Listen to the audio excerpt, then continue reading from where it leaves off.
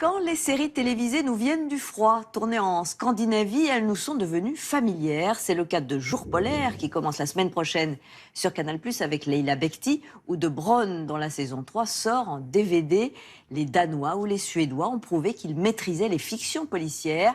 Quelles sont les clés de leur succès et que nous promettent les réalisateurs? Des réponses de David Caillon. Après des décennies d'hégémonie américaine et britannique, dernièrement, l'épicentre des séries policières s'est considérablement déplacé vers le nord. Moins formaté, plus sombre et plus psychologique. Accuse les hypocrites dirigeants danois et tout le peuple incroyant du Danemark de crimes contre l'humanité.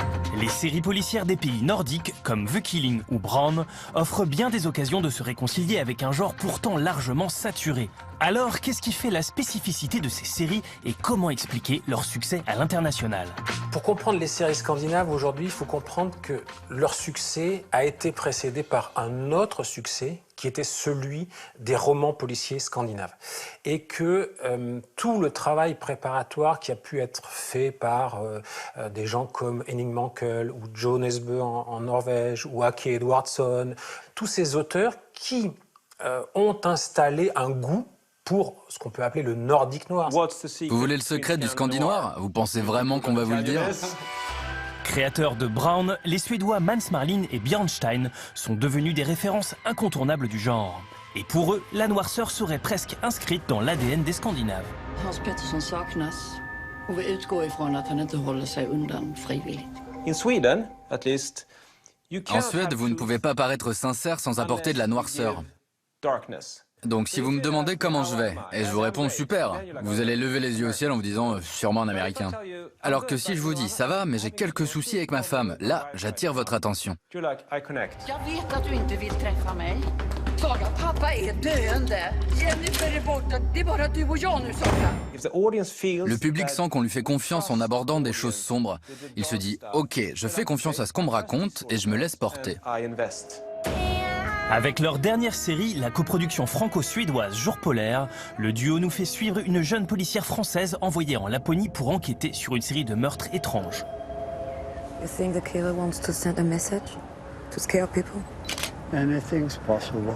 La nature et les paysages, dans quasiment toutes les séries scandinaves, est un acteur à part entière. C'est-à-dire qu'il est très souvent la représentation du tourment ou de l'état d'esprit contrarié de l'un ou de plusieurs personnages. Et en fait, cette tradition est assez ancienne dans la littérature scandinave et on la retrouve en particulier chez le dramaturge Henrik Ibsen. Quand vous êtes plongé au cœur de paysages sauvages, vous ressentez plus de choses. Vous vous focalisez sur ce qui est important.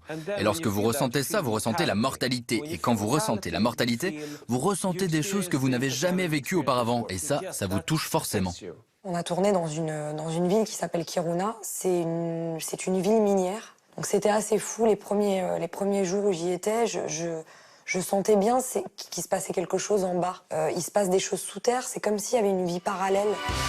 La grande force de ces séries, c'est aussi de jouer sur les particularismes scandinaves, comme le soleil de minuit lapon dans Jour polaire. Je sais pas comment les gens arrivent à dormir ici.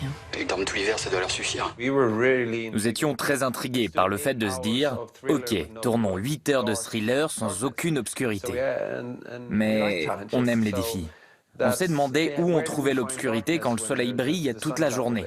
Il faut donc trouver l'obscurité à travers la lumière, à la fois visuellement et dans le personnage. Parce que c'était une sorte de rêve éveillé. Je me réveillais à 4 h du matin et puis je pensais qu'il était 11 h du matin. Et le contraire, enfin, c'était un peu... j'en ai eu peur parce que je me suis dit il va falloir que je tienne 4 mois. Et au lieu d'en avoir peur, je m'en suis servi pour le personnage. Autre marque de fabrique du Scandi noir, une touche d'humour bien salutaire. Les Anglais aiment les traits d'esprit, ils sont tous très drôles. C'est comme si ça venait du lait maternel. Cet esprit est typiquement anglais. Et la bizarrerie, le côté un peu maladroit, ça c'est suédois. Ja, med största sannolikhet skulle jag nog våga påstå. Om inte du har någon annan teori. Quasiment toutes les séries scandinaves misent sur un caractère exotique local très, très marqués. Alors, par exemple, dans les séries norvégiennes, ça va être le paysage. Dans les séries danoises ou suédoises, ça va être plutôt le fonctionnement de la vie de personnes moyennes, de Suédois ou de Danois moyens.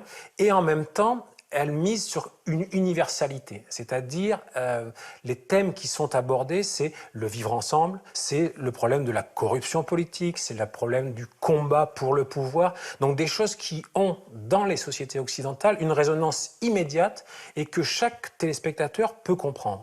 Kort fortalt, så skal vi have narkoen væk fra gaderne, og vi skal have de helt yngste væk fra byens natteliv.